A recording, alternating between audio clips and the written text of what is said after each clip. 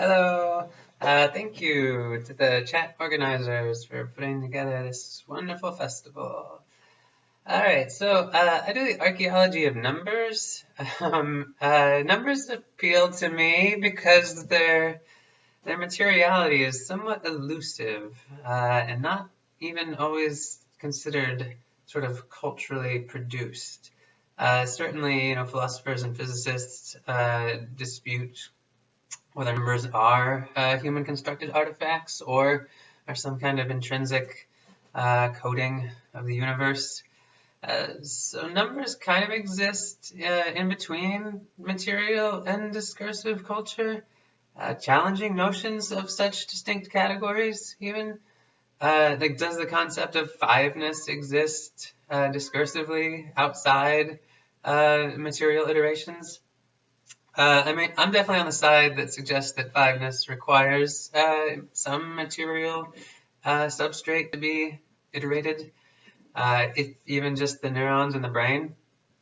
And this materialization is my concern. How are numbers constructed and why are they prominently displayed, particularly in highly capitalized areas? Is there a relationship between practicing capitalism and public quantification? The widespread use, display, and production of numbers tracks pretty well with the rise of capitalism, as many have pointed out. Of many potential numbers, I chose temperatures to study. Temperatures really epitomize that haziness between material and discursive artifacts. They represent physical conditions, yet require highly designed observations. They are normalized and banal numbers, yet increasingly politicized via climate crises. So does the ubiquity of temperatures and the resources dedicated to their production and display do something more than just tell us how hot it is? So I'm going to run through a few temperatures here that I've collected over the past few years, and take a look at their construction, use, and semiotic resonance, and then get to some of the implications of this at the end. So this work is inspired by what Nicole Seymour calls irreverent eco-criticism. Some might accuse my argument that temperatures are dense semiotic artifacts interwoven with real estate, fashion, and gentrification is somewhat frivolous. But Seymour advocates irreverence, not as a refusal of political ideas, but rather as a unique means of committing to a political ideal. She goes on, at a time when a significant portion of citizens do not share environmentalist views on global warming, a different epistemological stance is in order. If we can laugh at ourselves, be less sure of ourselves, we might be able to understand why we can't make others understand. So one thing archaeologists might do when studying temperatures is develop a typology. You could classify temperatures as digital versus mechanical, or by unit maybe, or by the material from which they're derived, like mercury or metal oxides or isotopes. My typology is based on the time period to which the temperature refers. There are present temperatures, those you see on a thermometer. There are near future temperatures, those you see in a forecast.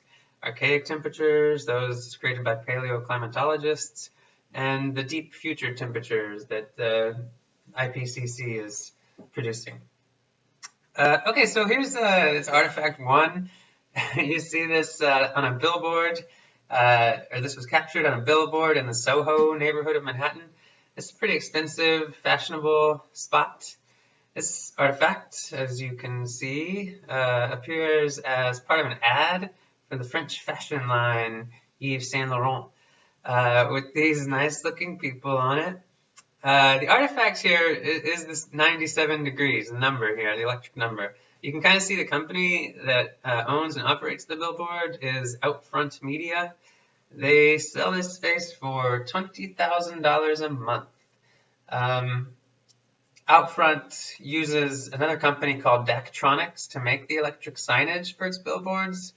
Electric displays of temperature like this, these use resistance thermometers, or thermistors they're called, to translate the thermal behavior of materials into a number. These thermistors observe the resistivity of metal oxides. This one in particular is composed of a cocktail of manganese oxide, nickel oxide, copper oxide, ferric oxide. And the warmer it is, the less resistive the metals are, meaning more electricity flows through them when it's warmer. So why do temperatures frequently appear on billboards like this or in other urban spaces? Is this some kind of public service? Does knowledge of current thermal conditions improve our lives? Do we need to know how hot it is when we're already outside walking past the billboard? Doesn't really seem like it. I mean, if you're outside and you see the temperature is 97 degrees, you already know it's hot. Is this numerical artifact doing something else then? Well, there's a long tradition of theorizing the semiotics of urban space. Futurists, postmodernists, decolonial theory does this. Critical to a lot of these, though, is this idea of site specificity, how a sign works with its surrounding environments. This artifact, 97 degrees, is working in concert with the fashion ad and the New York real estate market, and it's embedded in a highly capitalized social fabric. The fashion ad is presenting here this hypothetical world of beauty, a world that doesn't really exist. In an image like this, temperature lends its normalized reality to the hypothetical world of the ad. These beautiful people aren't just lying around in some abstract world. They're lying around at 2:56 p.m. in 97-degree weather. Temperature lends its perceived scientific groundedness to this ad. And based on their lack of clothes, the hypothetical world of the ads looks pretty warm. Similarly, in Artifact 9 here, the temperature is reifying the techno-utopian reality of perpetual iPhone releases. More than just marketing strategy, materializing hypothetical worlds is indispensable to the practice of capitalism. To practice perpetual accelerating growth, which capitalism is, requires either disregard, overcoming, or ignoring material finitude. The quantified epistemology exemplified by temperature helps facilitate this exchange of material for hypothetical worlds.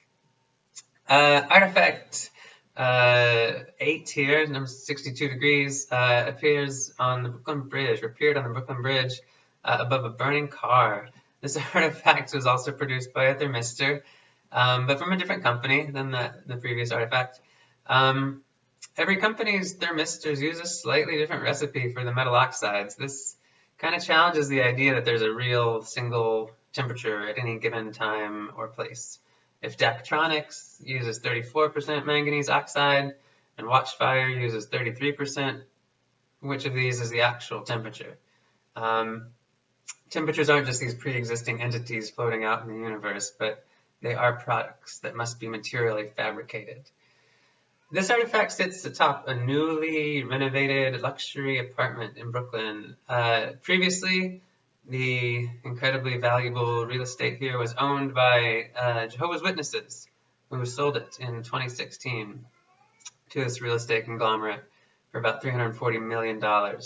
One of the partner firms in the purchase was Kushner Companies, whose CEO at the time was Jared Kushner, and he had to step down to become White House advisor after that. When the temperature display was owned by the Jehovah's Witnesses, the presumed normality of temperature served to ground the beliefs of Jehovah's Witnesses, to tether these beliefs to the physical reality 59 degrees seen in Artifact 3 here. Much like in the Yves Saint Laurent ad, public temperatures contextually normalize their semiotic constituents. Numbers float above vulgar questions of truth. One of the arguments used to popularize quantification in the 18th and 19th century was that numbers were indifferent and amoral, above political or religious sentiments. Okay, artifact 4 here is produced in this bar Sunny's in Brooklyn. The thermometer that generated this artifact is one of many pieces of early 20th century decor in the bar. It's right on the East River and sort of projects this maritime authenticity. It's been family owned for about 80 years or so and hosts live country and bluegrass music reminiscent of earlier times. This artifact was produced by Palmer Company thermometers. Palmer was the first, so it claims, to mass produce thermometers in the US and the first to make red mercury thermometers, vastly improving their legibility. This device is composed of a bronze casing with numbers inscribed on an aluminum plate. It would be pretty naive to assert this artifact functions to provide Sunny's patrons with thermal information.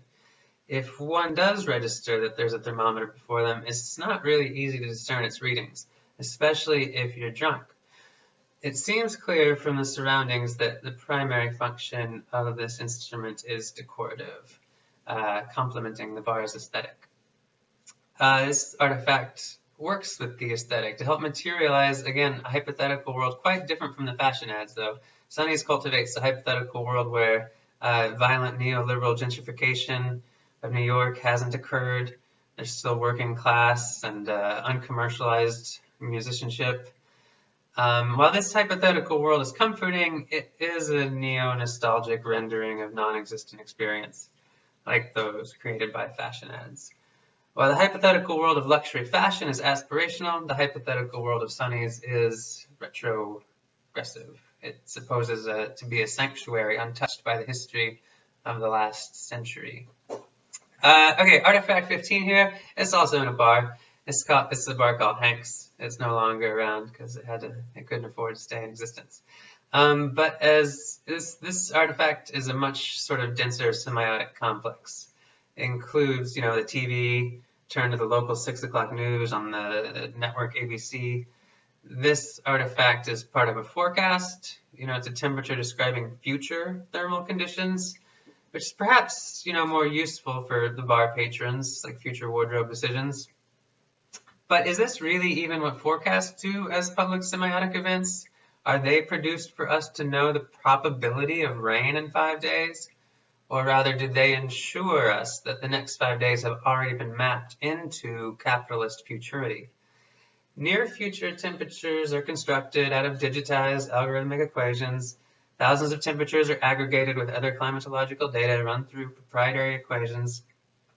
This one is produced by AccuWeather, but all the meteorology providers have their own algorithms. The meteorology companies get about 95% of their data in the U.S. from the U.S. National Weather Service. It's a public agency. They sell slight computational differences and customizable meteorological information, but they give us the forecast for free because it doesn't really require any work. AccuWeather once did try to lobby Congress to charge for access to the public data so as to commoditize forecasts. The AccuWeather CEO is a donor to Trump and was named the new director of NOAA when Trump took office, but for a variety of reasons, he did not get confirmed to the head of the National Oceanographic and Aeronautic Administration. Atmospheric. IBM is the definitive leader in commercial meteorology today. They've, over the past decade, been buying up several forecasting services, including the Weather Channel and Weather Underground.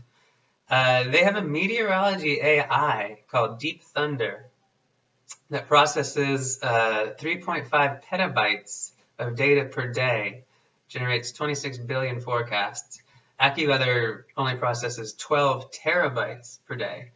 IBM sells customized meteorology products to companies like Walmart and ExxonMobil, but is basically using its meteorology as practice for its AI application to sharpen its ability to process data and make predictions. Weather makes really good data. So this is just an abbreviated kind of overview of some of the field work I do. I also look at temperatures created by IPCC and CERN. Most of my data comes from interviews and archives and patents, actually. But this archaeology, I'm not sure if it's historical or even contemporary. I kind of, in the sense that my artifacts kind of appear and disappear instantaneously, they don't really linger or persist like a lot of artifacts. It's kind of more like an archaeology of the immediate or archaeology of the present. I like Holtorf's definition of presence as a perception of immediacy. Temperatures pop into and out of existence constantly. In doing and theorizing capitalist materiality with its velocity and transience, an archaeology of immediacy might be insightful. So, what can be learned from this archaeology of temperature? What I want to get at with this work is an appreciation for the epistemology of capitalism. It's pretty weird to order society around the perpetually accelerating growth of wealth, especially when living on a finite planet. So how do capitalizing people produce knowledge that normalizes the perpetual growth of wealth? Temperature is one of the most mundane artifacts of this epistemology, evolving directly alongside the rise of capitalism historically.